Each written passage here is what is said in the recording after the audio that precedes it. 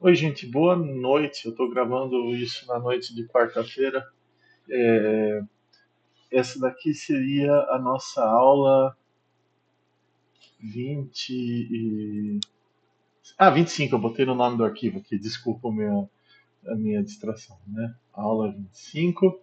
Ah, eu vou apertar um pouquinho o ritmo do curso porque, como vocês sabem, é, teve essa notícia de que a greve tinha sido encerrada, ou pelo menos foi unilateralmente encerrada pela reitoria, e as salas do PB e do CB ainda estão ocupadas, interrompidas.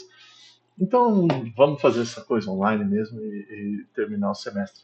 Ah, o seguinte, na semana que vem, talvez eu devesse escrever isso por e-mail ao invés de falar aqui na aula, então eu vou escrever por e-mail para ficar registrado, mas na semana que vem eu vou viajar, eu vou para os Estados Unidos participar de uma conferência e eu não vou dar aula, então mesmo que as aulas retornem regularmente, aí o que vai, esse afastamento meu já estava previsto, né? Vai ficar, vocês podem usar o período do afastamento para revisar as notas que estão, as aulas que estão gravadas. E aí até quem aderiu à greve não vai precisar, é, não vai ter uma aula de reposição, digamos assim. Mas a minha ideia é justamente que a gente retorne presencialmente no 22/6, se os poderes das trevas da Unicamp permitirem, né? Vai saber quais são as forças ocultas que dominam a universidade. Mas se isso for permitido, a gente volta no 22, faz uma aula de teste aqui quadrado, depois a gente faz uma aula de revisão no 25, eu acho que é a outra aula, e finalmente a prova no 29, né? Deixa eu ver, o calendário é isso. Tá? Então, não vai dar para cobrir todo o material que eu preciso, mas dá para cobrir bastante material, então vai ficar faltando testes de regressão, análise de regressão e planejamento de experimentos e análise de variância, mas quem for fazer essas coisas são úteis e vocês vão ter contato com elas, mas não é a primeira vez que uma greve interrompe o curso. Talvez eu possa gravar isso como material depois da prova, ou então vocês podem usar o material que está disponível no site de 414 e daí não entra na avaliação, porque eu não cobri, mas vocês precisam estudar essas coisas que são importantes. Eu acho que é o melhor jeito da gente encerrar o semestre. Mas, por exemplo, a nova só vai generalizar o assunto de hoje, que é o teste de comparação de duas populações. E tem três testes que eu quero apresentar hoje. Uh, Dois são normais e um é baseado na aproximação do normal. Uh, Comparação de duas populações, análise de variância ou comparação de múltiplas médias só generaliza. Então, em vez de comparar duas, a gente vai comparar 3, 4, 50 populações, o que quer que seja o caso. Então, a ideia fundamental acaba sendo transmitida por essa aula, então eu acho que é por isso que está tudo bem. Mas para dar um exemplo motivador, deixa eu até abrir o livro enquanto a gente conversa, mas o exemplo clássico seria um estudo de caso e controle, né? Quando você tem, deixa eu ver se está tudo certinho aqui, mas se você tem um estudo de caso e controle, seriam tantos pacientes eu dou um placebo, outros pacientes eu dou um remédio, e eu vejo se o grupo que recebeu o remédio tem uma melhora substancial com relação ao placebo, eu vou ser capaz de detectar isso, e o meu teste de hipótese vai justamente entregar a quantificação estatística dessa evidência, né? Se eu tenho uma evidência estatisticamente significante, isso quer dizer que o que eu observei é mais forte do que seria possível se a diferença fosse somente fruto do acaso. Tá bom? Então, na aula de hoje eu vou começar com duas populações independentes, populações, foi escrito populações, está escrito populações independentes e normais. Opa, Eu estava ouvindo o vídeo no YouTube, eu descobri que também, toda vez que eu aperto esse botãozinho, eu acho que vocês ouvem algum barulho, ele faz um tique-tique. Tudo bem. Eu só queria usar a caneta, eu queria descobrir como que desativa esse botão. Tudo bem. Ah, duas populações independentes. Tem um botãozinho na caneta que eu estou usando aqui e eu não sei usar. Só acontece que eu aperto ele por engano. Duas populações independentes e normais, desculpa a desconexão dos tópicos. Depois eu vou falar duas populações, ou na verdade, teste pareado, que é outra possibilidade. E por fim, eu vou falar de duas populações uh, uh, resposta Bernoulli, que é o caso do sim e não, né? Se a pessoa vai ou não vai votar no candidato tal, ou se a pessoa é ou não é um mau pagador. Se vocês estão fazendo aqui, o teste pareado também é da população normal. E na verdade tudo se estende a tem um curso que eu também estou lecionando. Se vocês olharem no meu canal no YouTube, eu estou também dando aulas de inferência. E em inferência a gente vê uma série de outras situações, mas aqui os casos mais fundamentais são baseados na aproximação da normal, e a gente vai falar a respeito deles. Tá? Então, focando no primeiro caso, vamos seguir, começar a aula nessa direção. Uh, Perdão, tá frio ainda. Vamos começar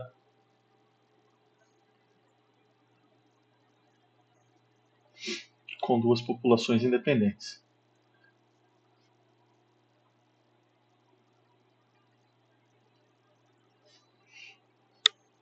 E o assunto que a gente introduziu na aula anterior, os fundamentos de teste de hipóteses, vão ser os mesmos. Então, eu vou aproveitar para fixar um pouco esses conceitos aqui.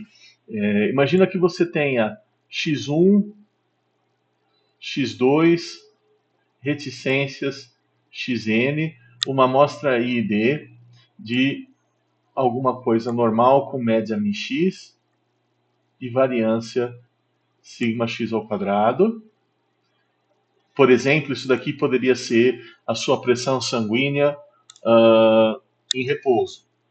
E aí eu tenho y1, y2, reticências ym, I e D, normal, mi y, sigma y ao quadrado. E isso daqui pode ser a pressão sanguínea dos alunos da minha outra disciplina em repouso.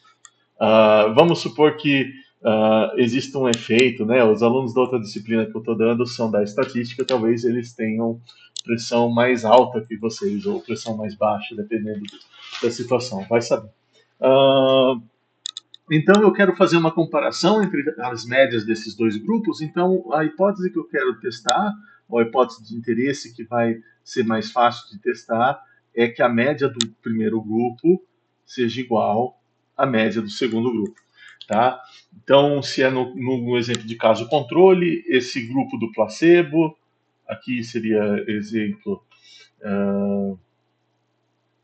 eu vou chamar esse daqui de controle, e esse daqui caso, né? Eu vou lá, eu vou querer comparar o efeito de você tomar 2 xícaras de café antes da prova. Então eu peço para vocês ficarem 24 horas sem ingerir café. Numa amostra de tamanho N, eu falo para vocês fazerem a prova ainda sem café, e na outra parte de tamanho M, aleatoriamente selecionados, eu peço que vocês tomem 2 xícaras de café antes da prova, e aí a gente vê se a média, se existe uma diferença sistemática na média das notas. É claro que o que vai garantir aqui que a comparação é válida, que o efeito que está sendo comparado é controle ou é o efeito do café, é somente o fato de você. Uma garantia é a aleatorização. Se eu pegar os alunos que foram bem na primeira prova e der café para eles, eu não vou estar sabendo se o efeito que eu estou observando é um carry-over effect, né? Se é uma consequência do aluno ter ido bem na matéria e estar mais tranquilo e também ter uma base melhor fundamentada para a segunda prova, ou se é o efeito do café. Essas coisas vão vir confundidas. Então, nesse tipo de estudo, nesse tipo de estudo, aleatorização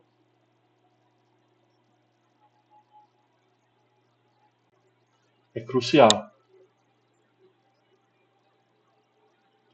tá? O Ronald Fisher, que era um dos pais da estatística e também é um dos pais da genética, ele tinha uma frase famosa em que ele insistia que a aleatorização não é desleixo, não é haphazardly, não sei falar isso em inglês. Uh, ou seja, ele queria distribuir, por exemplo, os efeitos de fertilizantes em diversos plots que estavam fazendo lá os talhões de laranja, por exemplo, ele plantou laranja, quer aplicar fertilizante, ele vai aplicar em alguns talhões o fertilizante, em outros talhões ele vai só irrigar normalmente. Essa aleatorização é uma aleatorização explícita, ele vai lá com um conjunto de cartas, ele enfia na urna, sacode as cartas e extrai os talhões que vão ser aleatorizados. E é assim que tem que ser feito, tá? Não é com base em conveniência, não é o paciente que chega no consultório, os primeiros 10 pacientes que chegarem eu dou um remédio, os outros que chegarem eu não dou. Lembra que, por exemplo, num hospital, você em geral vai no hospital. O visitante que vai no hospital à noite, ele em geral tem uma severidade muito maior, né? A gente não vai no médico se a gente está com o tempo livre, mas se você estiver realmente sofrendo com alguma coisa, aí você vai no horário que precisar. Então, essas coisas, mesmo numa emergência, né, elas não podem ser deterministas. Eu não estou dizendo que todo mundo que vai no hospital de dia não tem nada de grave. Na verdade, pode ter também. Mas, aleatoriamente, isso, num sentido de casualidade, ele não serve. Tá? Então, a aleatorização é a aleatorização explícita. Você tem que ir lá e sortear os membros de cada grupo para esse teste funcionar. Uh, Dito isso, às vezes o pessoal não faz e vai saber, né? Depois você tem aquelas coisas de inferência causal para verificar justamente que não existe, que isso é problemático, tá? Mas no cenário ideal você tem tudo aleatorizado. Eu vou precisar de uma suposição para as contas ficarem mais simples. Essa suposição não é necessária, tá? O livro apresenta o caso mais direto, mais complexo direto, mas eu vou apresentar para vocês o mais simples para a gente fazer as contas na mão e na realidade, quando vocês forem fazer isso, vocês podem ir direto para o caso mais complexo, mas a suposição para as coisas ficarem mais simples é que a variância é a mesma, tá? Eu vou chamar isso só de sigma ao quadrado. Se as variâncias forem as mesmas das duas populações, e isso é difícil de verificar, mas você pode verificar depois de fazer o teste, você pode fazer essa apreciação das hipóteses, né? Eu preciso dessa suposição para que as contas fiquem mais simples, mas ela não é necessária, no sentido que eu posso fazer um teste mesmo que essas variâncias sejam diferentes, que a gente chama de teste T de Welch, que eu vou mostrar aqui também, mas está no livro. O caso contrário é o teste T de Welch. T de Welch.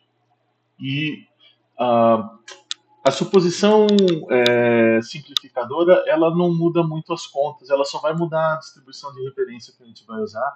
Então é por isso que eu vou fazer ela aqui, para a gente conseguir conduzir a aula sem sofrer muito. Olha só, se esses caras têm distribuição normal e aqui eu vejo o x1, xn é independente, esses caras são independentes, eu também preciso que o x seja independente do y, tá? o grupo que vai receber o tratamento tem que ser independente do grupo que vai receber o placebo. Ou o grupo que vai receber o tratamento A vai ser independente do grupo que vai receber o tratamento B, o que quer que seja o contexto que você esteja usando.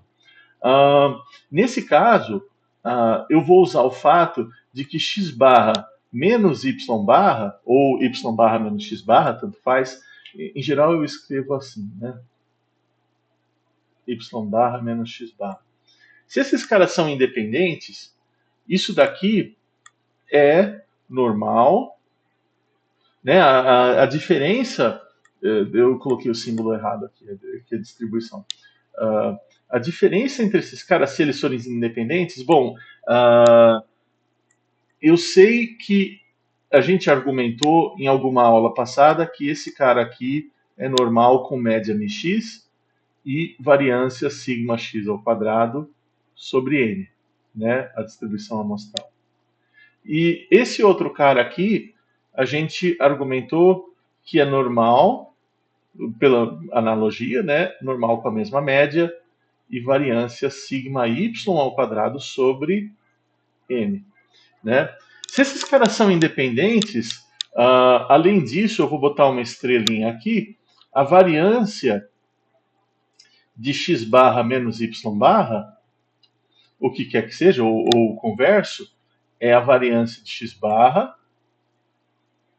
mais a variância de y barra. E aqui teria duas vezes a covariância entre os dois, mas a gente argumentou que se as variáveis são independentes, isso daqui é zero por independência, tá? Então já fica claro que o caso em que eles não são independentes é complicado. De fato, a gente vai falar o caso que eles não são independentes aqui, quando a gente for falar de testes pareados. Porque aí, por exemplo, se você está fazendo testes em grupos de irmãos, ou se está fazendo antes e depois de uma mesma pessoa, você tem que acomodar essa dependência. Mas isso daqui é normal, a esperança da diferença é a diferença das esperanças, então, peraí, eu usei o y aqui, então isso é mi y, isso é mx, e a variância desses caras é a soma das variâncias, né? Então isso é sigma x ao quadrado sobre n mais sigma y ao quadrado sobre n, tá? Então eu sei a distribuição dessa estatística.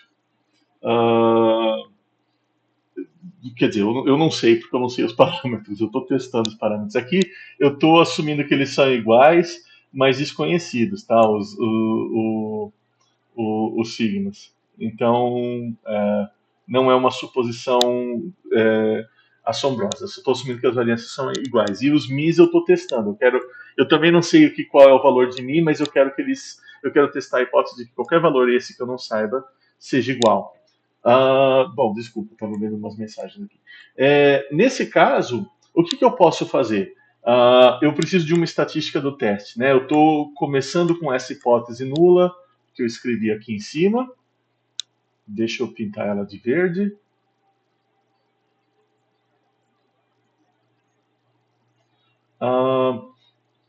E eu já vou voltar nela, mas eu vou definir T, a minha estatística do teste, como sendo y barra menos x barra.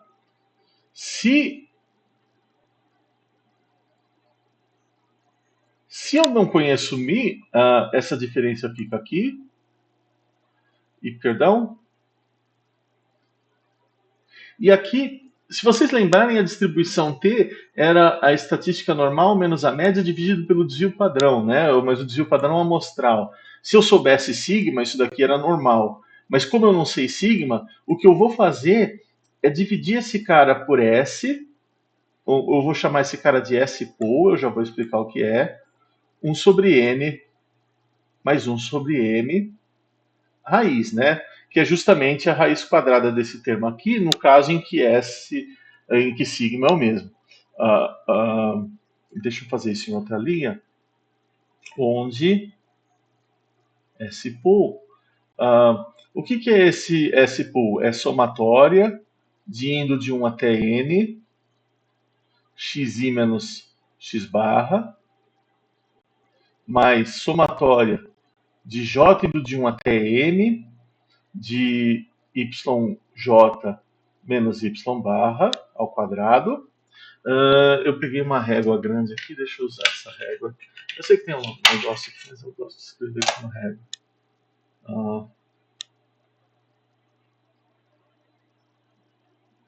Eu estou usando uma régua na mesa digitalizadora. E aqui eu tenho n mais m sobre 2. Tá? Eu posso escrever esse cara de um jeito mais sintético, como sendo n menos 1 sx ao quadrado mais n menos 1 sy ao quadrado n mais m menos 2. Deixa eu tentar escrever assim a régua. Ok, consegui. Aqui é S pô ao quadrado, perdão, tá, gente? Então, você aplica a raiz nesse cara. Aqui, deixa eu apontar aqui que isso daqui é só um resultado. Se sigma x igual a sigma y, então S pô é estimador de sigma ao quadrado. Tá? Se as variâncias forem iguais, o que a gente está fazendo é só corrigindo o fato que as médias podem ser diferentes. Eu não sei, eu estou testando isso. Mas eu posso construir um estimador e eu posso mostrar que esse estimador aqui, em particular, com esse menos 2, ele vai ser um estimador não viesado de sigma, naquele contexto que a gente estava fazendo. E aqui, voltando na estatística, eu sei que essa aula está cheia de seta, está parecendo um arco-íris, mas se eu aplicar a minha suposição, que H0, a média de x é igual à média de y, então esse termo aqui é zero. E, consequentemente, isso daqui, y barra menos x barra, dividido por S por 1 sobre n mais 1 sobre m, é sobre H0 distribuído com uma t com n mais m menos 2 graus de liberdade. Então, a distribuição t, t de student, né?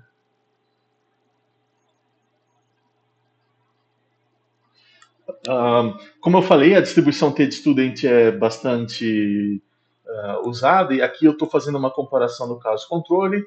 A distribuição t é a distribuição da minha estatística do teste. E se eu quiser, por exemplo, testar para testar H0 mi y igual a mx contra H1 mi y diferente de mx, eu vou usar uma estatística do tipo t menor ou igual do que uma t n mais m menos 2 com, desculpa, alfa sobre 2 aqui, ou t n mais m menos 2, tá? 1 menos alfa sobre 2. Ou seja, eu estou olhando o valor mais extremo, aqui é o zero. A distribuição t é simétrica em torno do zero. Eu estou botando aqui alfa sobre 2 nessa cauda e alfa sobre 2 nessa cauda. Então, a minha região crítica, a região em que eu tomo a minha decisão, é se o que eu observar está menor do que esse valor ou maior do que o outro valor, tá? Se está em algum dos extremos. E daí, eu também tenho, deixa eu colocar mais páginas aqui, que eu coloquei poucas.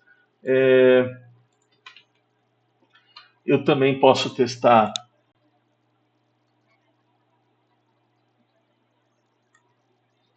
a hipótese nula, se for do meu interesse, testar a hipótese nula, por exemplo, de que mi é maior ou igual do que mx versus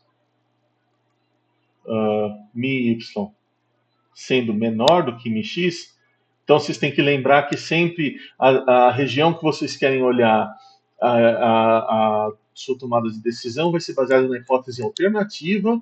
Então, nesse caso, eu vou usar o t ser menor do que uma t n mais m menos 2 com nível alfa aqui, né? Ou seja, eu estou realmente só olhando os valores negativos. Opa, aqui não é alfa sobre 2, aqui é alfa. Uh, claro, se você. Deixa eu fazer aqui para não atrapalhar. Se eu estiver testando menor ou igual contra maior, então eu olho a maior e aqui eu boto alfa. Tá? Então, esses testes unilaterais,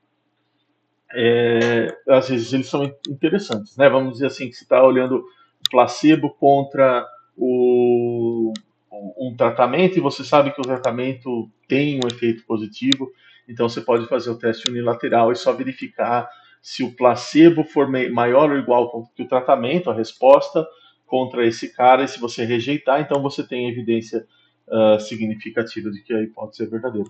Dito isso, na prática, isso daqui é uma questão complicada, decidir entre o igual contra diferente e a menor igual contra o maior. Uh, para a carreira de vocês, se vocês quiserem se fixar a algum método, fixa nesse. Opa, tá vendo para que serve o botãozinho da caneta? Fixa nesse.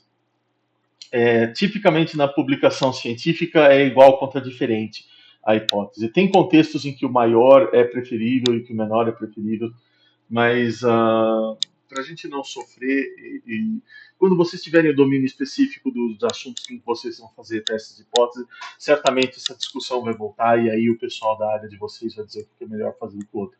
Mas a princípio a gente segue uma ideia de não ter preferência, faz o teste bilateral. Como a gente está meio apertado para encerrar o semestre e cobrir esse assunto, então eu vou focar só nos testes bilaterais. E aí eu boto só o teste bilateral na prova. A gente vai ter que fazer um teste unilateral, mas vai ser o teste aqui quadrado. Mas isso daí ele tem o contexto dele, então sem grandes prejuízos. Tá bom? Vamos fazer um exemplo. Deixa eu pausar aqui e procurar um exemplo legal. Ó, esse é bonitinho e ele tem umas propriedades interessantes aqui que eu acho que vale a pena a gente discutir, né? Então, esse daqui é um teste de algum tipo de ressonância, ou measure of linear displacement de fígados não, perdão, kidney ring. Então, ele está vendo algum coeficiente de simetria no rim, provavelmente isso daqui é com imagem computadorizada, né? Talvez ressonância, talvez tomografia, vai saber. E ele pede aqui para você fazer um sumário dos dados, né? E a razão pela qual a gente quer começar com esse sumário é porque lembra que o que eu falei na aula passada, se a sua amostra é grande o bastante, você usa o teste aproximadamente normal. Mas se ela não for muito grande, você tem que usar esse teste, esse do capítulo de teste. Esse exemplo é do capítulo de teste de uma população, né? Por isso que tá bonitinho. Que saco. Agora que eu copiei aqui, deixa eu. Tá, eu vou apagar ele, mas só para continuar um exemplo que seria da aula anterior, eu peguei do capítulo 8, é do 8.2, mas duas populações é do capítulo 9. Mas o que você poderia fazer, talvez, deixa eu ver, eu coloquei o. Para a gente não fazer nada envolvendo programação, eu coloquei aqui o Claude, o que vocês devem conhecer, Make a Box. Ele faz box plot? Deixa eu ver se ele. Acho que o plano gratuito talvez não faça. Uh, talvez eu precise pagar. Eu não quero pagar. Não? Crunching the Quartiles. Ok, ele está fazendo alguma coisa. Eu queria verificar se esses dados eram normais mesmo. Tá gravando, né? Tá pegando na coisa correta? Ok, respondeu. Right skewed. Ele não faz coisa visualização. Tá bom, então tem que pagar para a inteligência artificial fazer isso. Deixa eu voltar pro negócio. Mas essa suposição de normalidade é importante. Então eu vou tentar achar um exercício parecido com esse, no caso 9.2, para a gente fazer. Mas deixa eu só mostrar aqui, se vocês tiverem o RStudio, é um pouco mais trabalhoso colar os dados. Na verdade, deixa eu ver se eu consigo editar múltiplas linhas. Ok.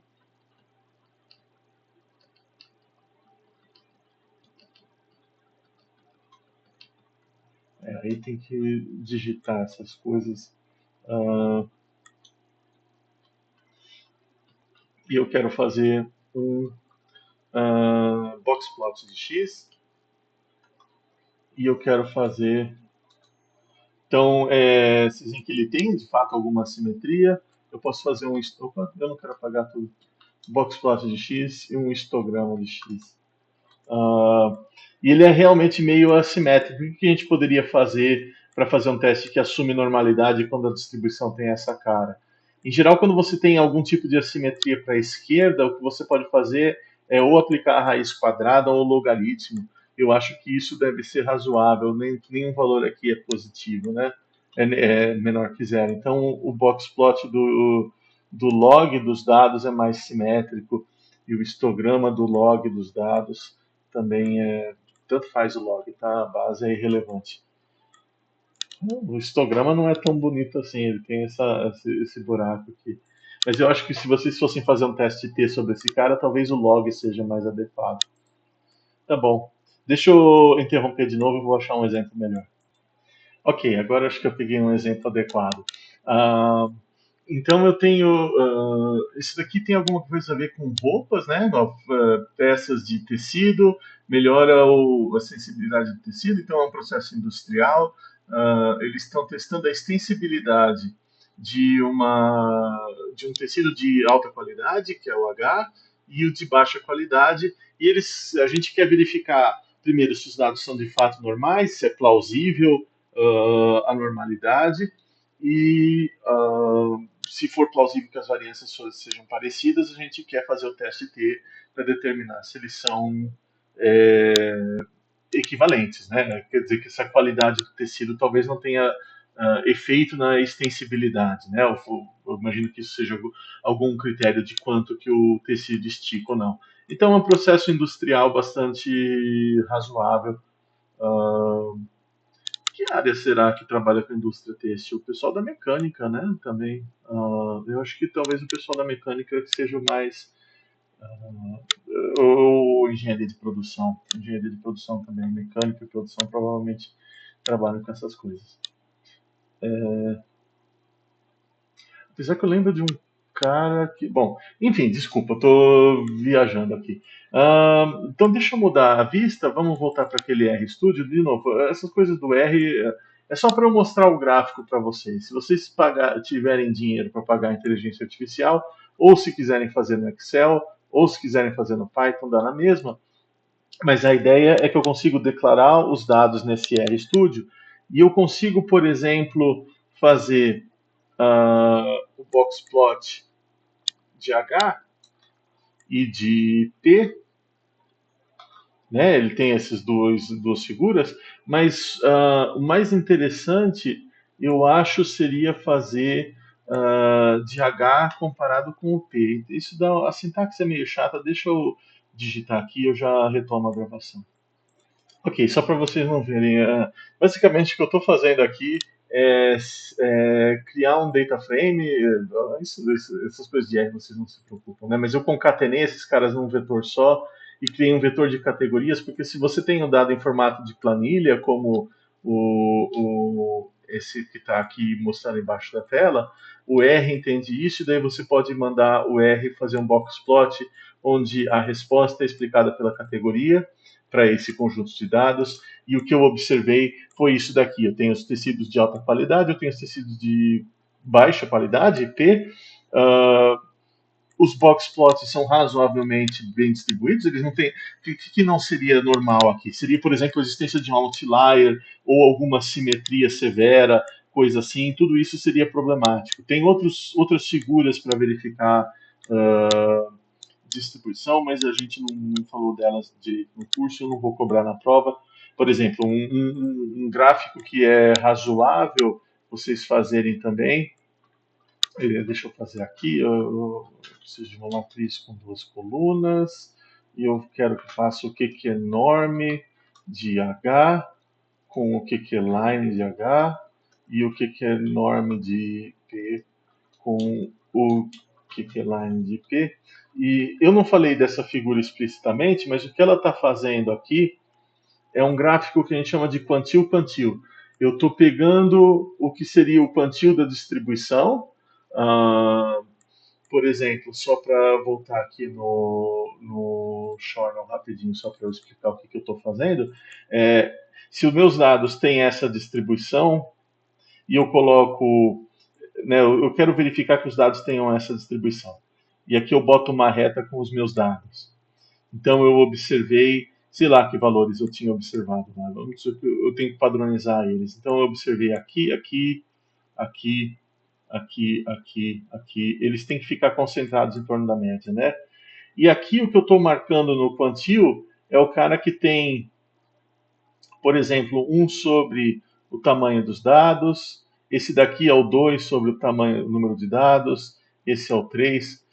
Ou seja, ele tem essa probabilidade aqui, alguma coisa, tem um fator de numeração aqui que eu preciso incluir, mas é irrelevante. A ideia é que eu estou segmentando a densidade em intervalos proporcionais às probabilidades, né? Então esses intervalos aqui no meio são mais próximos, e comparando com a concentração dos pontos nesse sentido.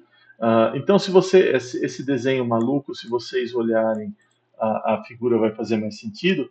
No eixo X, eu estou colocando o que seria o da distribuição teórica, e no eixo Y, eu estou colocando o que seria da distribuição observada. Né? E essa figura aqui, a reta seria alguma coisa parecida com a identidade, não exatamente porque eu não normalizei os dados, mas o que eu estou vendo é que se eles forem próximos de uma reta, eles definitivamente têm distribuição normal, e se eles forem bastante distintos, então a distribuição normal não é tão justificada. Agora, aqui vocês têm que tomar cuidado, porque o segundo a população eu só tenho 9, 10, não, 3, 6, 8 pontos. Então é difícil dizer que essa população não é normal, porque eu tenho poucas amostras. Então são essas possibilidades. Ou você pode comparar os box plots, como a gente fez, ou eu posso comparar esses gráficos quantis, mas eu não, eu ia dar uma aula, acabei não falando do QQ-plot, mas é só para vocês saberem que existe. Eu não vou pedir QQ-plot na prova 2. Se eu pedir alguma coisa, eu vou mostrar os box plots para vocês. Até deixa eu fazer isso, tirar esse layout e fazer ele. Tá? Então, ó, tá vendo que tem essa cauda mais extensa, era um pouco que na direção do que o plot estava mostrando, a cauda mais extensa, mas aqui você tem poucos dados na distribuição por. E de qualquer maneira, eu acho que a normalidade aqui é justificada. Quando vocês não tiverem normalidade, o que acontece? Imagina, por exemplo, o R permite que você gere variáveis aleatórias. Então, por exemplo, se eu gerar 200 amostras com distribuição exponencial, rate, a taxa, né, t igual a 1, ele gera números aleatórios para você. Se você fizer o box plot desses caras,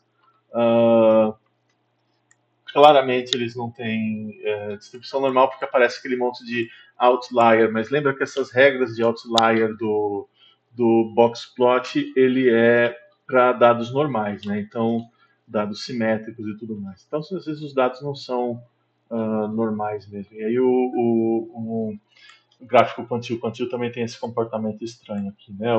Os quantis teóricos estão acima do que deveriam ser, e os quantis aplicados estão muito acima, os positivos são muito acima do que deveriam ser os teóricos, né? Então,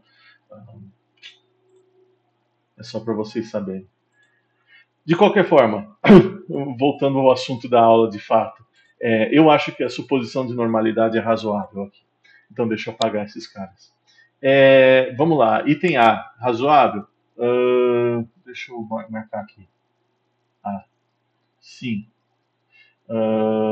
Ver vídeo.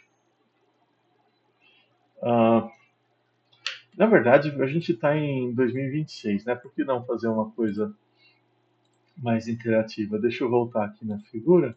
Ah, vou aproveitar que eu digitei esse trambolho, copiar a imagem e vamos voltar lá pro Journal. Opa, saiu grande demais. Mas eu posso fazer os box plots dos caras aqui e vou deixar. Tá bom? Então, isso daqui é razoável. Falta de normalidade para nós, nesse curso, sobretudo, seria é, outliers, existência de outliers. B. Faço box plot. Então, opa, perdão, eu não quero arriscar. Deixa eu. Ué, como que eu seleciono a figura? Tá aqui. Então, se você quiser construir o Blockspot, tá feito. O computador fez para vocês. Uh, se você quiser, usa o Cloud lá para ajudar a escrever o código de R. Dito isso, eu me atrapalho mais com o Cloud do que com sabendo os códigos. Faz na linguagem de programação que vocês souberem. C. A média e o desvio padrão para alta qualidade são isso daí. A média de padrão para baixa qualidade são isso daí. Faço o teste T para verificar se a hipótese nula de que os caras têm a mesma média. Né? Então, se a minha hipótese nula, eu não sei qual é a média, mas eu tenho a hipótese de que ela seja a mesma.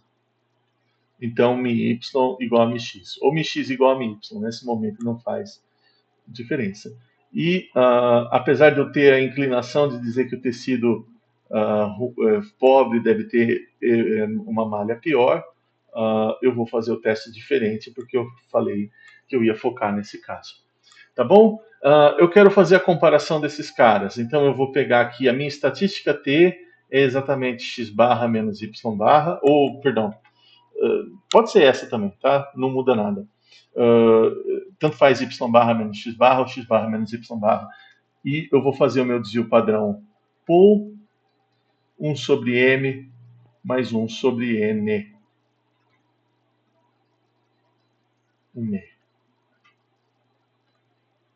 Então, de quais maneiras eu posso fazer isso daqui? Bom, eu posso. Primeiro eu preciso decidir o nível do teste. O livro não fala, né? Qual o nível do teste? Qual é a probabilidade de cometer o erro do tipo 1? Vou usar alfa igual a 0. Vou usar 0.1. A verdade é que é sempre 0.05, 0.01. Eu vou fazer 0.1 só para a gente fazer alguma coisa um pouquinho diferente e a gente compara os dois casos, mostra o que acontece se eu mudar o alfa. Eu estou gravando a coisa certa, deu um nó na cabeça aqui, acho que estou. Tá? E se eu fizer isso daqui, então eu vou pegar os quantis da T correspondentes a 5% para cá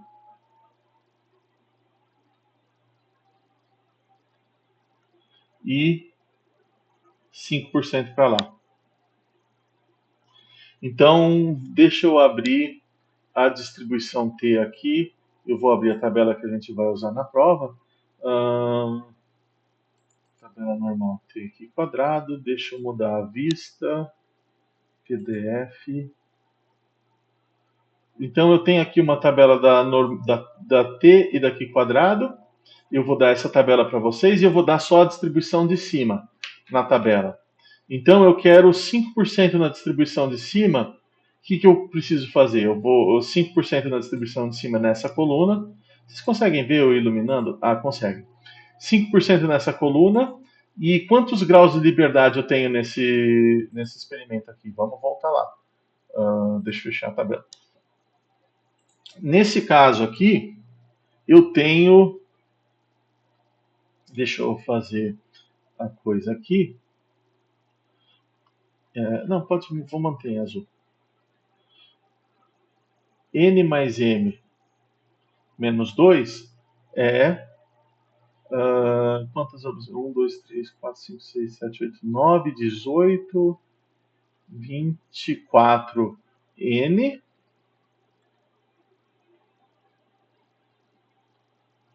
Se eu não contei errado, se eu contei errado, paciência, vocês me perdoam. E o outro tem 1, 2, 3, 4, 5, 6, 7, 8. Então 24 mais 8 menos 2. Cadê o mouse? Aqui. 24 mais 8 menos 2. Isso é 30, né? Se eu não errei. 30 já é um valor que eu acho que é razoável a gente usar a normal. Mas eu vou usar a T, tá? Não sei porque eu coloquei aqui em cima, estou querendo colocar em alguma área destacada. Vamos deixar para cá. Então, por força disso, volta para a caneta, volta para a tabela. Se eu olhar uma T com 30 graus de liberdade, está aqui no fim da tabela.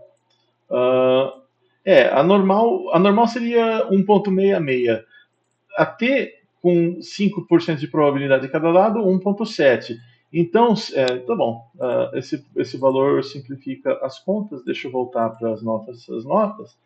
O que eu tenho? Eu tenho 5% de probabilidade para T se aqui for 1,70, né?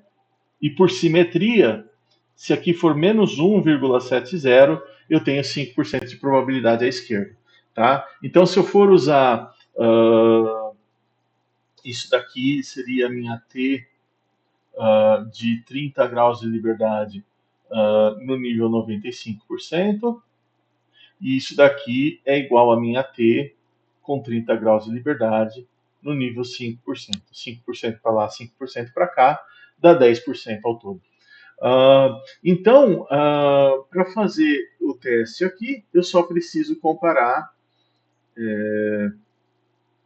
isso daqui sob H0, vai ter distribuição T com parâmetro 30, e aí o que eu preciso fazer é justamente observar que a probabilidade de x barra menos y barra dividido por S por 1 sobre n mais 1 sobre n, tanto faz a ordem, ser menor do que uma T 30, perdão, não é 0,9 aqui.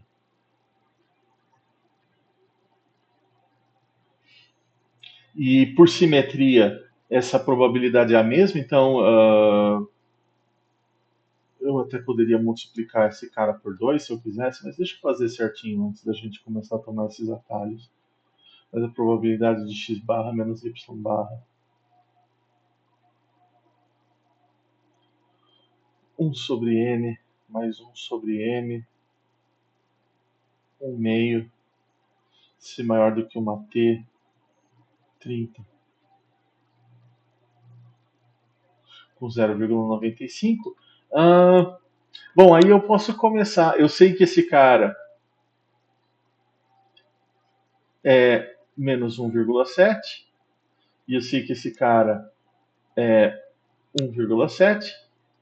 Então eu posso tentar encontrar a região crítica simplesmente manipulando os termos, né? E aqui, por exemplo, para calcular o S-pool, lembra que vocês têm que tomar muito cuidado, tá? O livro dá aqui, os desvios padrões são 444 e 530. Então eu tenho que tomar o quadrado disso, né? Eu tenho que n é 24, então eu tenho 24 menos 1 vezes 444 ao quadrado. Eu provavelmente vou dar alguma coisa mais simples de calcular na mão. 530, perdão, deixa eu fazer assim. 8 menos 1, 0,530 ao quadrado, né, que é o desvio padrão do outro grupo, e daí divide por 24 mais 8 menos 2. E aqui a gente pode fazer isso de cabeça, mas se vocês me perdoarem, eu vou fazer na calculadora. Deixa eu aproveitar que o R está aberto. O R também serve de calculadora. Gente, aqui só para enfatizar, tá? O R é absolutamente irrelevante porque a gente está fazendo no curso no sentido de que vocês não precisam saber R, tá? Eu só fiz essas continhas no R porque é a linguagem que eu estou acostumado a programar. Mas se vocês fizerem no Python, se fizerem no Excel mesmo, não estou nem aí. Ah, na prova vocês não vão poder fazer eletronicamente, então na vida real vocês fazem no que vocês quiserem, tá? 0,53. E isso tudo aqui dividido por 30. E eu vou chegar. Perdão, eu só fiz a conta aqui. Cadê? Tá aqui. Na verdade, eu tenho um erro aqui que eu acabei de perceber. Esse S daqui é o S ao quadrado, né? Então, essa ponderação desses caras aqui na minha conta é 0,2166. 0,2167, vai. 0,2167, de onde eu concluo que a raiz disso é, vamos fazer na calculadora também, mas vai ser algo em torno de 0,4, né? 0,4665. Então, 0,64, vai. 0,46. Cadê meu mouse? 465. Tá bom. Ok. E daí, outra raiz que eu vou precisar é 1 sobre 24 mais 1 sobre 8, raiz quadrada. Isso é.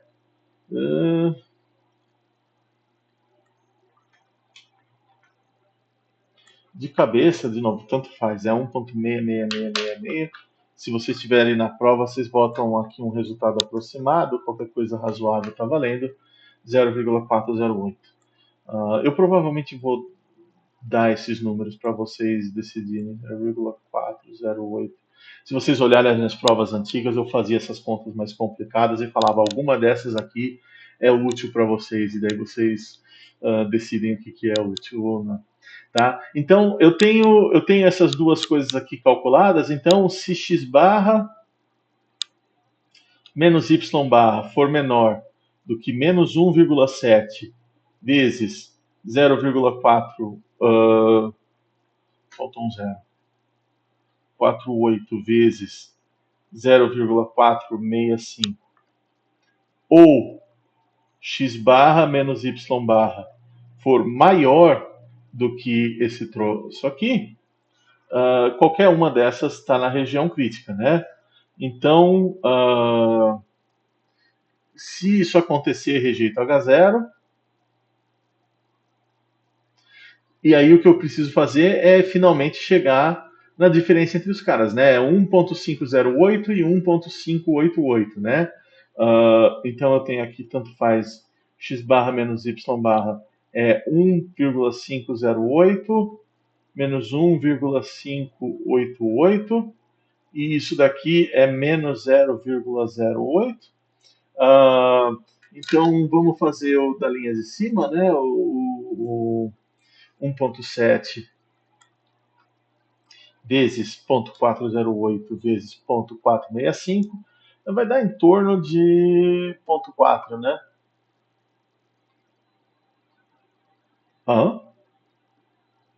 1,7. Perdão, eu botei o ponto no lugar errado. Eu tinha dado um 3 aqui, eu estava na calculadora, 0,322. Então, isso daqui é. Eu tenho um erro aqui, ó. Esse cara tem que ser maior do que mais. Então, esse aqui é 0,322 negativo, e esse cara é 0,322. Então, como isso daqui não é maior do que zero, não é menor que menos 0,322 nem maior que 0,322, eu não tenho evidência, não tenho evidência para rejeitar H0. Então, essa é a conclusão, né? Não existe evidência. A gente olhou a distribuição dos box plots, dá para ver até que as medianas aqui são próximas, então ia ser realmente muito surpreendente se, se essas estatísticas resultassem numa evidência substancial de diferença entre as populações. Então, não tem evidência para rejeitar a hipótese da população ser igual, o que quer dizer que não existe evidência de que o algodão ou o tecido de alta qualidade seja diferente do tecido de baixa qualidade em termos de extensibilidade, que é a questão que está sendo levantada. Tá bom? E aqui, se você fizer. Esse daqui é o que o teste chama de região crítica, o livro chama de fixed region, eu não lembro por que ele usa essa expressão. Mas é o teste baseado na região crítica, mas uma ideia que você pode fazer é calcular a região crítica com base no valor observado, e isso é o que a gente chama de p-valor, né? Então, abordagem alternativa, eu vou fazer as duas, mas na prova eu vou provavelmente pedir uma para um exercício e outra para outro exercício. Alternativa é calcular o p-valor. P-valor, se vocês lembrarem, é a probabilidade de você observar um resultado mais extremo do que o que você observou quando a hipótese nula é verdadeira. O que é mais extremo nesse caso? Eu tenho que a minha diferença padronizada ali, né, 0,08, então se eu calcular aqui o t observado é menos 0,08 dividido por essas coisas aqui das variâncias, né? 0,408. Peraí que essa caneta me atrapalha. 0,408 vezes 0,465, era esse o valor? Eu não lembro. 465. Então eu posso calcular esse cara diretamente aqui e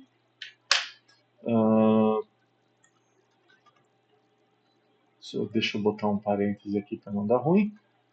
Menos 0,08. Isso daqui é menos 4217, aproximadamente, né? 0,4217. Então, o que eu estou dizendo é, eu quero calcular qual é a probabilidade de eu observar algo mais extremo do que menos 0,4217. Então, eu tenho o meu zero aqui no pico, está errado, mas tudo bem. Aqui é o pico, e aqui eu tenho mais 0,4217. Então eu quero realmente calcular o p-valor. Deixa eu fazer isso colorido. O meu p-valor. Cadê? Peraí que tá uma corda na frente aqui do negócio. O meu p-valor é a probabilidade. Dedo torto. É a probabilidade de cálculo.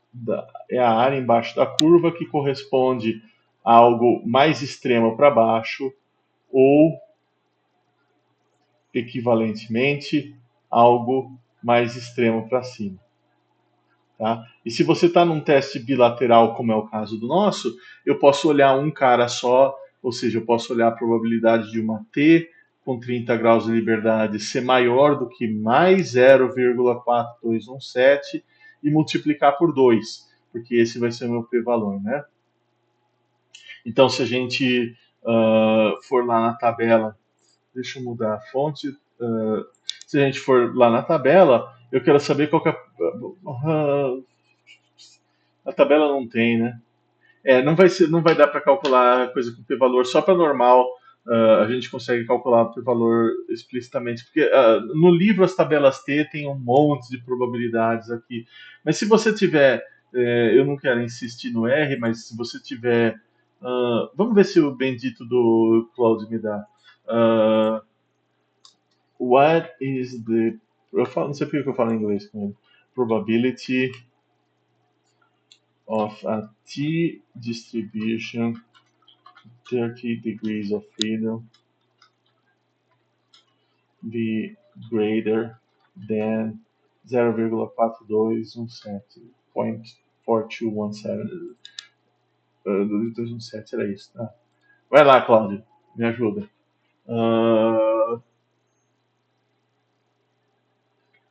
33, ok. Será que é isso mesmo? Deixa eu ver no R. Será que o Cláudio se enganou? Ah, pera, minha janela do R ficou toda apertada aqui. Deixa eu ver, e agora? Agora tá certo. A probabilidade de uma T, 4217, DF igual a 30. 3381. Tá ok. Nesse ponto vocês podem confiar na inteligência artificial. Não sei o que ele está lá falando de simetria, não me interessa, fica na sua cláusula. Cadê o Shonon? Ok, então o p-valor aqui é duas vezes isso, né? É duas vezes 0.3317. 3317? 3381, eu tô doido. 3381.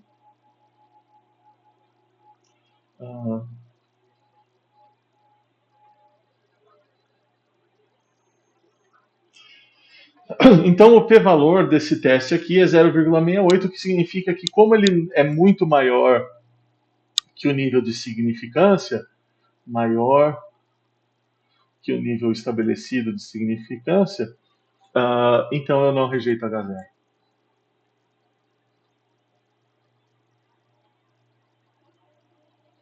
De significância, se a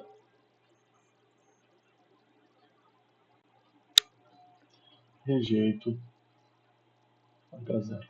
Tem uma discussão filosófica dos caras que antecedem a estatística. Eu tenho um grupo que, se eu não me engano, é o Jerzy Neyman e o Pearson, que defendiam que você deveria fixar o nível de confiança e daí tomar sua decisão. E por isso eles fazem isso baseado em região crítica. E eu acho que o grupo do Fisher dizia que o p-valor era uma medida de evidência. Então ele não fixava o nível de confiança, ele dava um p-valor e ele falava, o p-valor é 0,6, o que significa que esses dados com hipótese nula verdadeira são bastante plausíveis. Eu não tenho. Na prática, o p-valor acabou ficando mais comum de reportar por ser um resumo consolidado, mas tem muita revista científica falando que ele esconde muita coisa. Né? O p-valor consolida num número que seria uma decisão, e aqui, nesse outro abordagem, você está falando do tamanho dos efeitos, então você pode ver que o desvio padrão é alguma coisa desse tamanho. Isso é mais interpretado. No fundo, para passar no curso de 414, você tem que saber as duas coisas. Então, a gente vai aprender os dois. E a questão filosófica vocês pensam a respeito depois. Deixa eu fazer uma pausa e daí eu já continuo gravando, mas é que eu preciso comer alguma coisa. Já são 7 da noite. Ok, gente, voltei. Eu botei uns negócios lá na Air Fryer e vou jantar daqui a pouco. Ok, o que ficou faltando ainda? Por exemplo, e se sigma x for diferente de sigma y? O que a gente pode fazer? Ah, existe um resultado que a gente. A verdade é que tem uma teoria de distribuições estatísticas que seria complicado. Eu preciso provar que esse cara tem distribuição T e tudo mais. E o que acontece é que se a variância for diferente, esse cara não tem mais distribuição T. Exatamente. Ele tem uma distribuição complicada. Mas ele tem uma distribuição aproximada. Então, o que a gente pode fazer se o cara for diferente? Eu vou até copiar a estatística aqui para a gente, perdão, ver o que a gente faz. Então, isso daqui muda, né? Esse não é mais a distribuição objetivo. Eu copiei a estatística e vou apagar quase tudo, né? Deixa eu usar o seletor para apagar mais fácil. Apaga tudo. apaga tudo. Ah, nesse caso, a gente tem que usar um negócio que chama aproximação de Welsh e Satterthwaite. Nesse caso, usamos a aproximação de Welsh e Satterthwaite. E isso daqui é um problema em aberto na estatística, na verdade. Ninguém sabe a distribuição desse trambolho se as variâncias são diferentes. Mas se as variâncias forem diferentes, você pode, por exemplo, colocar aqui s ao quadrado de x dividido por n, mais s ao quadrado de y dividido por m, tá? Então, isso daqui seria intuitivamente algo parecido com a estatística T. A única coisa é que agora eu estou usando o estimador de SX, onde ele é SX, e o estimador de SY, onde ele é SY. E isso daqui tem, se N e M forem grandes, né, aproximadamente, mas isso daqui vai ter distribuição T com um parâmetro ni de graus de liberdade. E deixa eu escrever o parâmetro ni aqui, porque ele é meio longo, mas eu vou copiar de uma nota que eu já usei. Ok, eu copiei lá. Essa fórmula complicada aqui, na verdade, é uma razão entre o quadrado das variâncias e o quadrado da soma das variâncias e dá essa fórmula aqui. E esse número não vai ser necessariamente inteiro, então vocês nem conseguem fazer essa conta na mão, né? A gente tem que usar um computador porque isso daqui vai ser uma distribuição T, mas com um número fracionado de graus de liberdade. Só para vocês, só para a gente ter um exemplo, a verdade é que a menos que os casos sejam muito fora da curva, você quer dizer que sejam variâncias muito diferentes, você ainda consegue fazer um teste mais ou menos aproximado na prática e usando variâncias iguais, né? Mas só para simplificar aqui, deixa eu ir para o RStudio, só para vocês verem. A verdade é que o RStudio tem uma série de vantagens, em particular, ele tem o teste T já programado, e o default, a ação padrão dele é justamente fazer essa comparação com a correção de Welsh e de Satterthwaite dos graus de liberdade. Tá? Então, aqui é a estatística do teste, menos 0,38, é exatamente a estatística que a gente. Não é exatamente a estatística que a gente calculou, né? Porque a estatística que a gente está querendo calcular aqui, deixa eu voltar no. Eu vou ficar louco com esses montes de janelas.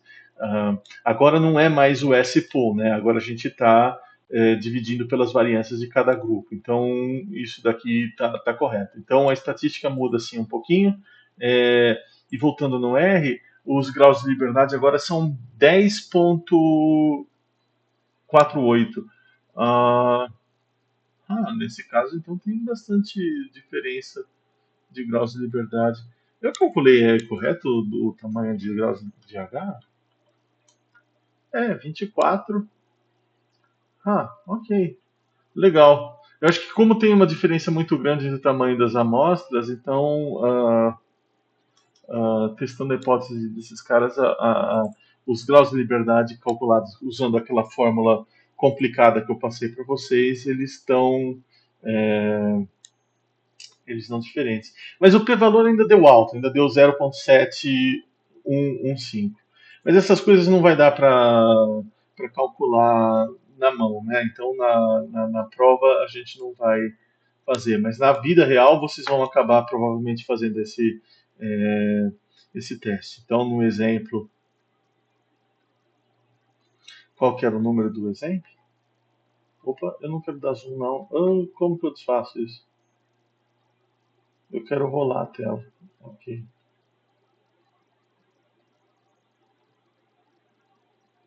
Acho que está certo agora? Tá bom. No exemplo qual que é o número do exemplo? 23, 9.2.23, exercício, na verdade, 9.2.23. Eu tenho que esse ni calculado foi 10, alguma coisa, no R 10,48.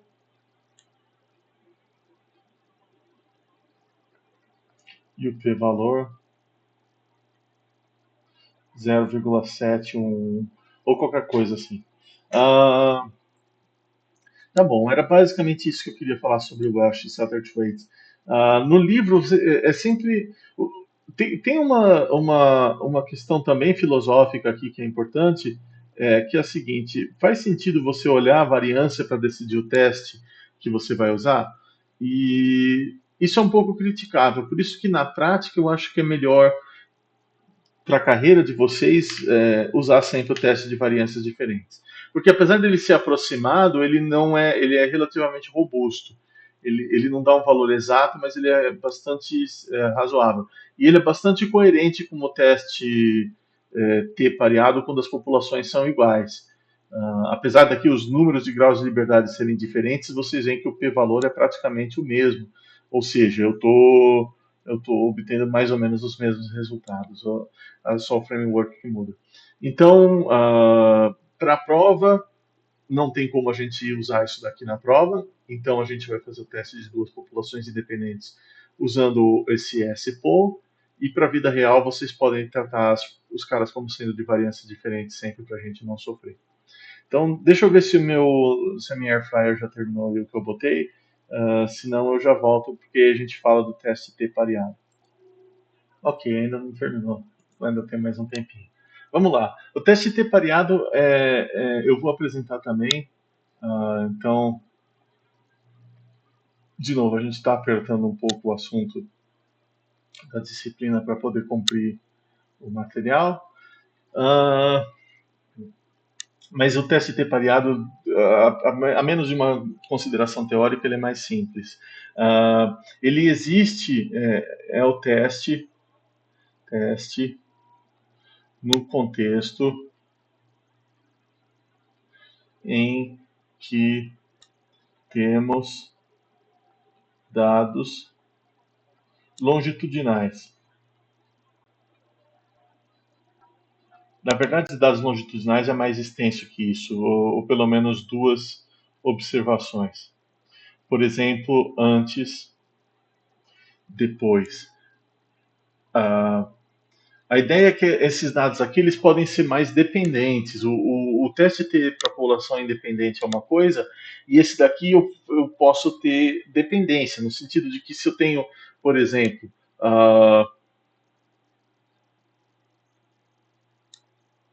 pacientes recebem tratamento para insônia. Como se escreve insônia em português mesmo? Insônia, acho que é assim. Ah, tá bom. Então, você tem o antes, o número de horas que dormia e o depois. E alguma coisa assim, o cara, indivíduo um, indivíduo 2, indivíduo 3, indivíduo 4. É o mesmo indivíduo antes, né? Então, se o cara tem pouca insônia e depois ele recebe o tratamento e dorme 8 horas, esse daqui tem 7,2 e depois ele dorme 7,9. Ou seja, o efeito do incremento varia com o indivíduo. Se eu tenho um cara aqui com insônia severa, uh, ele continua clinicamente considerado como um sonâmbulo, né? Insônia severa. Mas veja que o efeito do tratamento aumentou. E aí o que eu quero saber justamente, o I3 aqui tanto faz, eu poderia botar 8,2 e esse cara tem alguma flutuação negativa também. Essa coisa não precisa ser de melhor. Mas aí, o importante aqui é observar que unidades experimentais são dependentes entre si. Ah, a ideia é que o antes versus depois de um indivíduo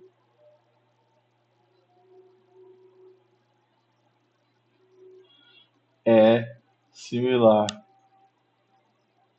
Ah, Isso daqui pode ser generalizado em várias direções. Eu posso ter sucessões de visitas, eu posso ter, por exemplo, um outro exemplo pareado seria se você está na agricultura crescendo duas plantas por vaso.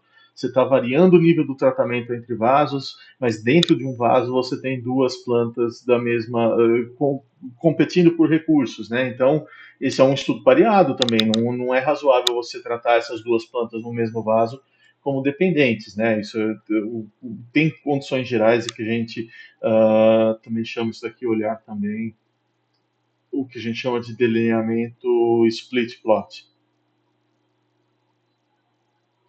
né? Isso pode ser útil toda vez que você tiver. Eu acho que eu até falei desse exemplo, o exemplo de split plot, por exemplo, famoso também é de uvas, né?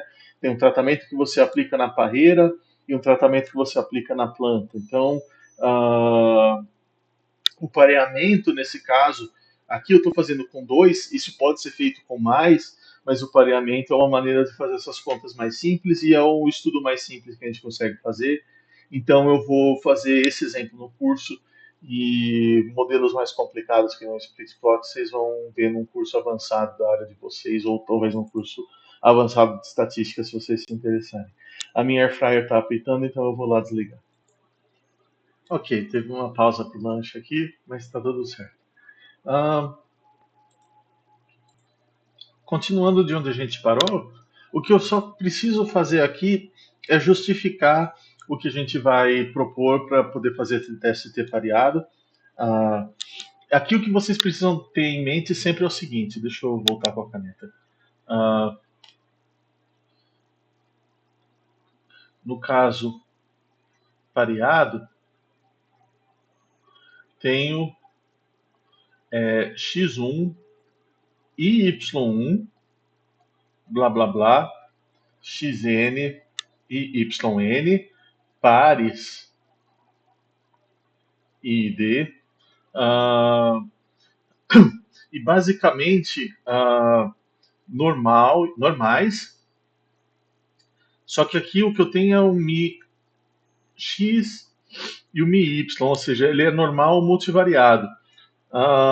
E aqui não é muito relevante, mas eu vou assumir que a variância é a mesma e eu tenho uma matriz de correlações, ou seja, a variância. Na verdade, esse cara nem precisa ser o mesmo, então eu nem vou escrever desse jeito. Eu vou escrever de um jeito mais complicado aqui. Eu vou escrever sigma x, sigma y, rho, sigma x, sigma y, rho, sigma x, sigma y, com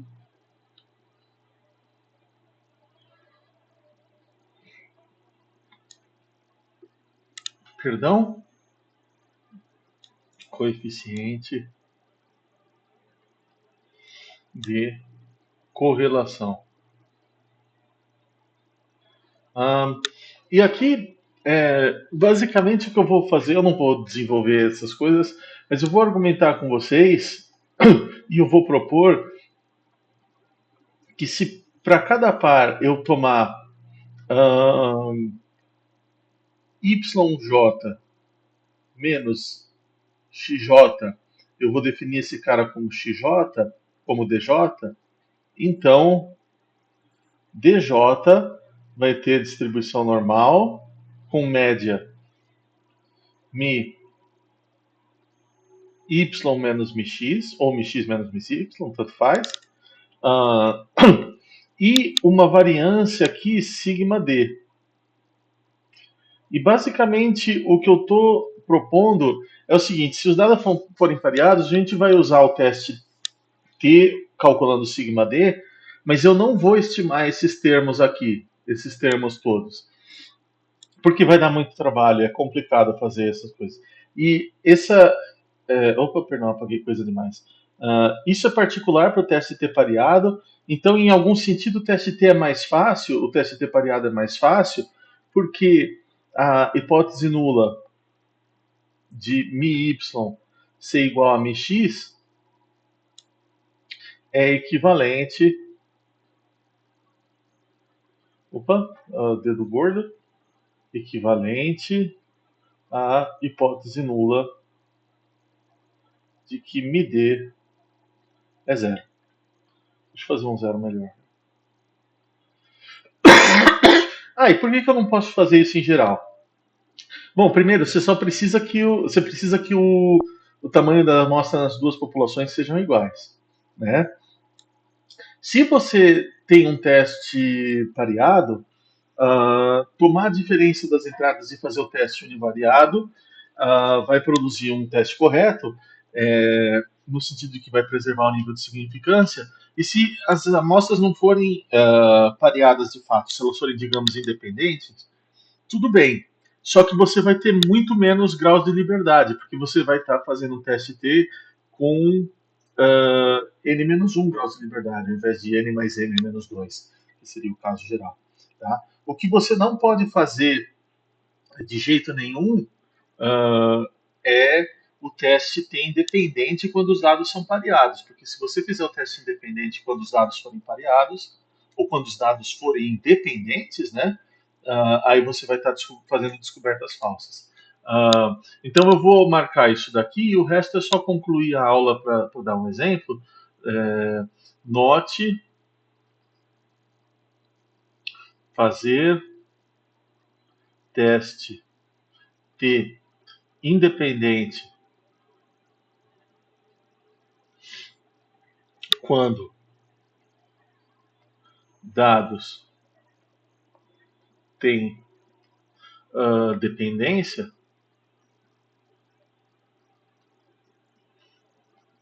isso gera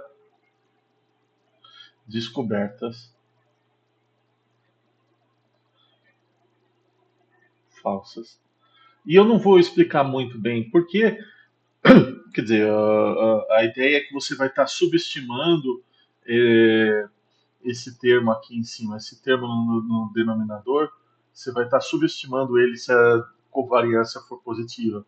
Essa estatística, se eles forem parecidos, se a dependência for maior do que deveria ser, esse cara vai estar subestimando, ele vai dar vai faltar o termo da dependência aqui, que é duas covariância do que quer que seja, e isso daqui vai subestimar o cara, ou seja, o T vai ser maior do que deveria ser, e isso vai levar a descobertas falsas. Fazer o caminho converso, fazer o teste pareado quando os dados são de fato independentes, não é tão ruim. Tá? Mas também não é bom porque você vai ter menos graus de liberdade, vai ter menos poder. Mas isso é umas questões técnicas que acho que não vale a pena a gente se concentrar nesse momento. Então, deixa eu fazer um exemplo só para a gente encerrar o material e vocês vão fazendo mais exercícios. Então, eu peguei esse exemplo aqui. Peraí, voltei a gravação, voltei. Esse exemplo está falando o seguinte: ele diz que as mães que amamentam elas têm uma perda de massa óssea, né? Devido à redução de cálcio, porque o cálcio é usado para a produção de leite, né? Então ele tem para uma mesma mãe em cada subject aqui, cada indivíduo é uma mesma mulher. Eles medem a massa óssea antes e depois. Isso, eu acho que tem eu não sei como eles fazem essas medições, mas em geral eu acho que é o peso imerso, né? A gente sabe a densidade do osso e sabe a densidade da gordura e dos outros tecidos, e eu acho que você entra numa balança embaixo d'água uh, para medir essas diferenças. Então aqui eu tenho 10 mulheres e eu quero testar a hipótese nula de que a perda de. Esse daqui é 9.3, tá, gente? Capítulo 9.3. Eu posso escrever em cima. Tá bom. 9.3.40.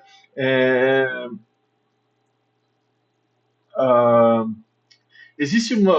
Vamos lá, questão A. Os dados sugerem que a perda total de massa óssea durante o período após a alimentação é maior do que 25 gramas. Então, basicamente, a minha hipótese nula aqui é que a diferença, né, se eu definir MD como sendo a média pós menos a média antes, né, então, durante a alimentação. E aí eu quero saber se esse cara é. Eu quero tirar uma conclusão para determinar se é mais do que 25. Então, o que eu faço é testar sobre menos do que 25, e se eu rejeitar a hipótese nula, eu tenho evidência de que, perdão, de que esse cara é maior do que 25. Tá? Então, lembra de colocar na hipótese alternativa o que a gente quer fazer a afirmação. E esse é um teste unilateral. Então, para fazer essas contas aqui, deixa eu copiar e colar esses números no R, só para a gente fazer essas contas rapidinho, porque fora isso é só fazer as contas à mão. Tá bom, então eu só copiei aqui e colei as coisas para funcionar, então eu tenho LP. Uma coisa, bom, depois a gente discute isso. Eu vou definir a diferença, né? A diferença vai ser P menos D, P menos L, ou recebe, tanto faz, ou R aceita as duas coisas.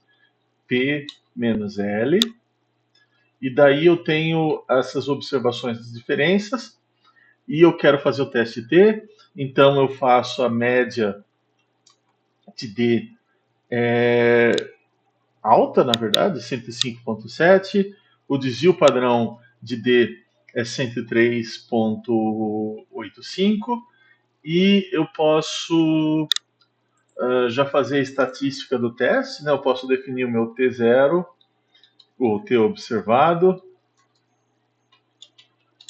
como sendo a média de D, menos 25, né, que é o valor da hipótese nula, dividido por SD de D, vezes a raiz de 10, né? Nesse caso, o meu N, isso daqui tem distribuição com 9 graus de T com 9 graus de liberdade, mas essa é a minha estatística do teste. E daí eu obtive 2,45. Então a probabilidade de uma T, e aqui voltando nas anotações, de uma T ser maior do que o T observado vai ser o meu p-valor. Então a probabilidade de uma T ser maior, então eu tenho que botar aqui lower tail equals false.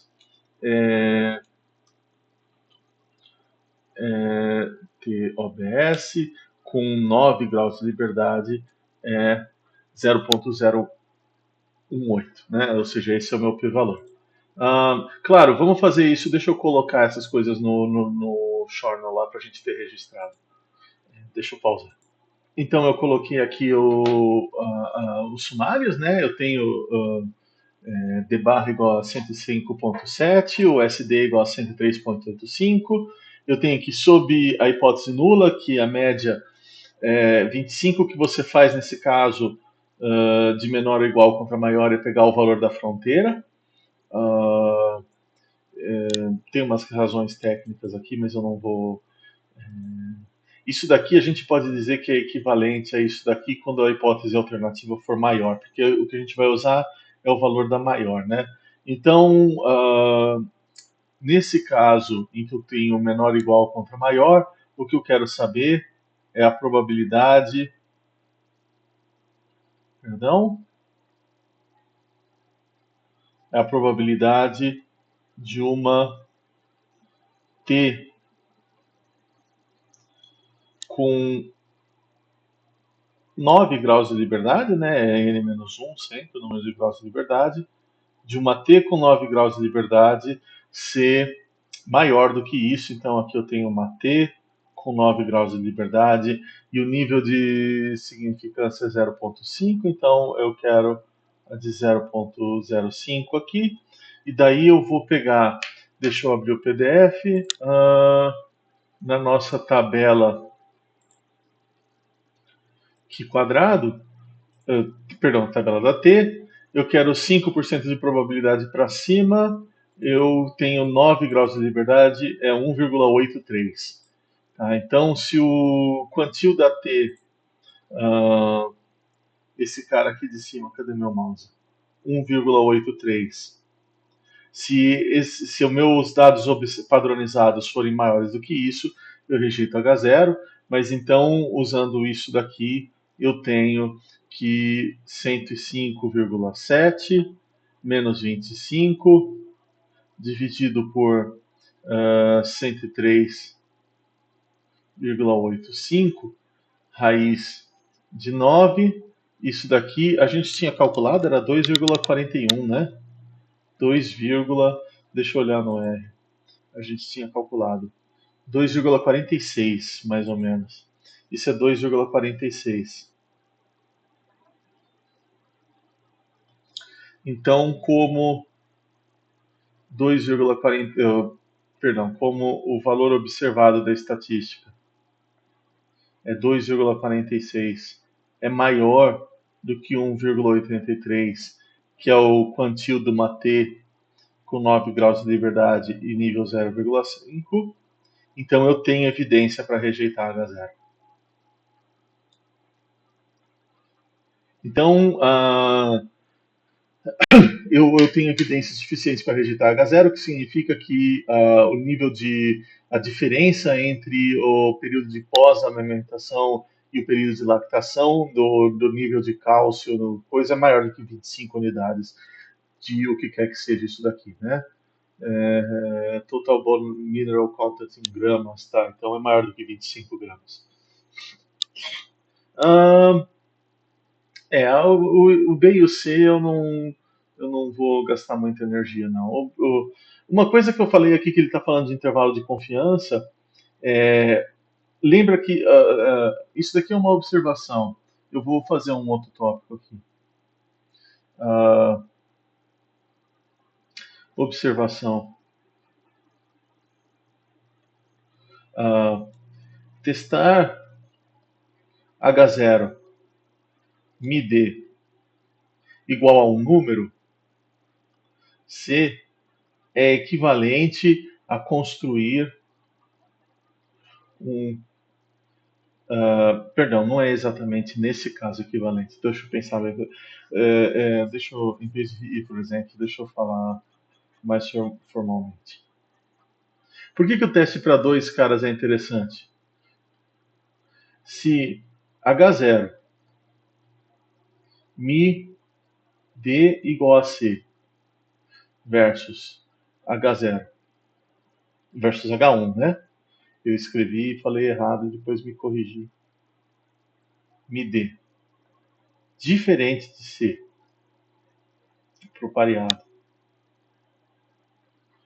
Ou H0 Mi Y igual a Mi X versus H1 Mi Y diferente de Mi X, isso só vale para o diferente. Deixa eu falar aqui. Só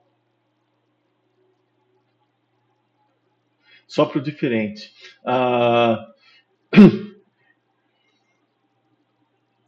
Então,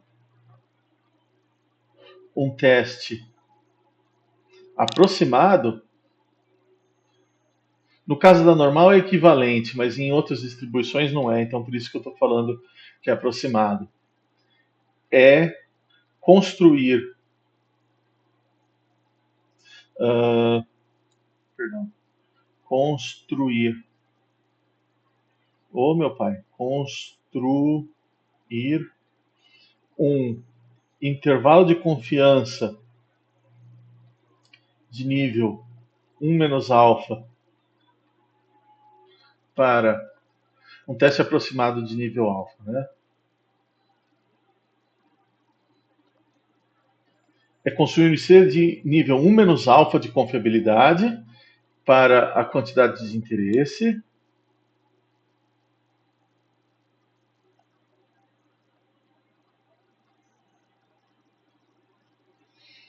e verificar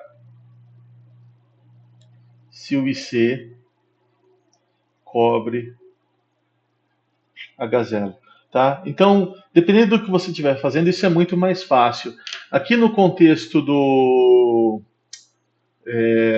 teste pareado, eu poderia fazer o intervalo de confiança para MID, e se o intervalo de confiança para MID cobre, ele vai ser o quê? 103,85, mais ou menos o AT, se eu estivesse testando diferente.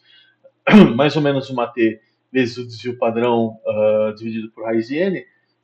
Se ele cobriu 25, então eu não rejeito a hipótese nula, caso contrário, eu tenho evidência para rejeitar. A mesma coisa aqui, eu posso, nesse caso, construir dois intervalos de confiança, fazer um intervalo de confiança para H e um intervalo de confiança para a média de P, e se os intervalos se sobrepuserem, então eu tenho evidência de que não tem evidência, aliás, para rejeitar a hipótese nula. Tá bom? Então, esses intervalos são aproximados, eles não funcionam para o menor, igual quanto diferente, eles não funcionam para todas as distribuições, eles funcionam bem para normal, mas para outros casos eles não funcionam não. Mas isso daqui é uma conexão que existe entre intervalo de confiança e testes de hipótese, então você sempre pode fazer um teste de hipótese aproximado pensando desse jeito. Tá ok, gente? Eu acho que isso é o que eu queria falar por hoje. Tá meio apertado de assuntos, mas a gente tem que recuperar esse negócio da greve. E a gente se vê, se tudo der certo, presencialmente no dia 22/6, quando eu voltar de viagem. Tá bom? Então, bom fim de semana para vocês e bom retorno às aulas quando as férias, o spring break dos grevistas acabar. Ok? Tchau.